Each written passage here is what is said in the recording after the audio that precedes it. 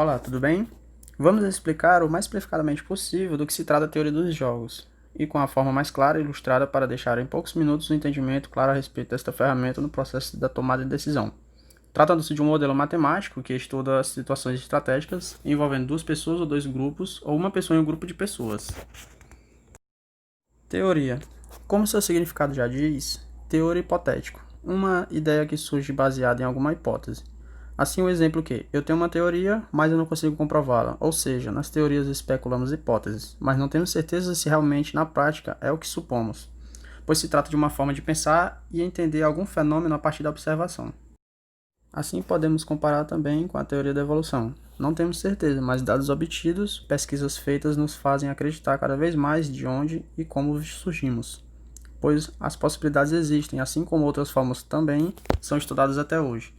O estudo da evolução animal tem sido promissor para um resultado mais próximo do que já imaginávamos.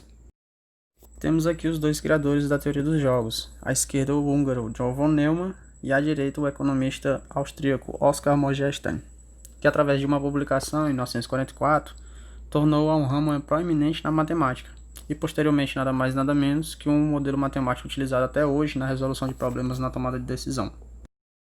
E utilizando uma dinâmica de negociação, onde as pessoas que estão envolvidas participam de interações, levando em consideração as expectativas, os desejos e as necessidades das outras pessoas, que nesse caso aqui são considerados os jogadores. Vamos jogar então? Aqui temos um exemplo prático de uma forma de tomada de decisão. Vamos usar a imaginação. Imagine que você é um criminoso, cometeu um crime e você é preso junto com o comparsa. Vocês dois são levados para uma prisão e lá um promotor oferece um acordo com alguns poréns. Imaginaram? Aqui começa então o dilema do prisioneiro. Então ele coloca isoladamente cada um de vocês e explica separadamente a seguinte situação. Situação 1. Se você der informações que ajudem a revelar o esquema criminoso completo e seu comparsa ficar calado, você é solto, enquanto ele ficará preso por 10 anos. Situação 2. Se você der informações, mas seu comparsa também, vocês ficam presos por 5 anos cada. Situação 3. Se você resolver ficar calado, mas seu comparsa te entregar, ele é solto e é você quem fica preso por 10 anos. E a situação 4, se vocês dois ficarem calados, o juiz não tem provas suficientes para mantê-los presos por mais de 6 meses. Ficou confuso? Aqui mostra as possíveis decisões e seus resultados para ambos os jogadores, que no caso você e o comparsa se tornaram jogadores desse jogo, que é, cada decisão de cada lado vai influir no resultado de ambos. E aí o que você faria? Psicológico alterado, emocional a mil. Aqui observamos que confessar é a melhor estratégia individualmente, porque caso você confesse e o outro não, você é solto, e caso os dois confessem, você receberá uma pena menor, que pela lógica, ambos os prisioneiros isolados chegarão a essa conclusão e todos terão um ganho médio, onde chamamos de equilíbrio de Nash. Ou seja, uma solução na qual todos tentam tirar proveito individual, mas acabam tendo um avanço menor do que o melhor possível. E é por isso que os matemáticos chamam a opção por confessar de estratégia dominante, que a solução da esquerda é sempre melhor do que a solução da direita, ou seja, confessar é sempre melhor do que se calar. Imaginem agora que vocês podem se comunicar. Vocês poderiam combinar de ninguém se entregar, então. Sendo assim, a situação chamamos de ótimo de Pareto, porque vocês abrem mão de ter o melhor resultado individual para ter um ganho coletivo substancialmente maior. E isso já é o contrário do equilíbrio de Nash, que é individual. E até aqui deixamos um pouco claro sobre a teoria dos jogos. Dilemas como esses acontecem em jogos de soma não zero, ou seja, são situações em que seu próprio ganho não significa necessariamente a perda proporcional do adversário. E em situações como essa, você é obrigado a levar em consideração a decisão do oponente. E é por isso que fica tudo tão confuso. Mas na vida real é ainda pior. E aí você pode estar pensando, você já pode estar imaginando um caminho. O primeiro passo para acabar com o dilema, maximizando o ganho de todos, que no caso é a comunicação.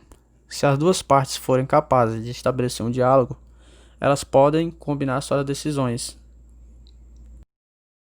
Mas mesmo assim, ainda pode ter um segundo problema. Até mesmo os matemáticos já alertaram. Por quê? Não há garantias de que seu companheiro ou adversário vai cumprir o combinado na hora H. Nesse caso, pode ser que fiquem mais confiantes de que pode obter um ganho pessoal maior, e portanto podem ficar mais propensos a mudar de acordo na última hora.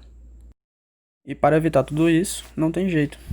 Sem que haja uma garantia, o único segundo passo possível é a confiança. Mesmo que haja uma boa comunicação entre as partes, é fundamental que todos os envolvidos confiem na honestidade dos demais. Caso contrário, o dilema persistirá, e é por isso que a maioria de nós diariamente optamos pela estratégia dominante, do ganho individual. E na prática, o jogo se reproduz na vida em infinitas circunstâncias. Na brincadeira de um amigo secreto, quando você tem que escolher se vai dar um presente caro ou barato, na hora de fazer compras, quando você tem que imaginar se vai cheia ou vazia, na hora de se deslocar, quando você tem que escolher se vai de carro ou de ônibus. E consequentemente, na hora que você vai comprar um presente barato numa loja cheia, ou um presente barato nessa loja cheia, ou na hora de comprar um presente caro numa loja vazia, ou tomar a decisão de comprar um presente barato nessa mesma loja vazia. E dessa forma a sociedade como um todo até avança, mas com passos de formiga e sem vontade, o que de certa forma explica um pouco, ou muito, da nossa situação atual, que infelizmente o jogo da vida são muitos os tomadores de decisões que não sabem ainda sobre o seu devido payoff, que é o pagamento ou prêmio por vencer o jogo. Mas de qualquer forma, agora você sabe um pouco mais sobre isso. Espero que tenha entendido e use ao seu favor. Comece a investir em uma boa comunicação e em relações de confiança. Assim, quem sabe um dia a gente consiga reverter o quadro geral. Mas enquanto isso, a delação premiada segue na moda. Agora vai o bônus.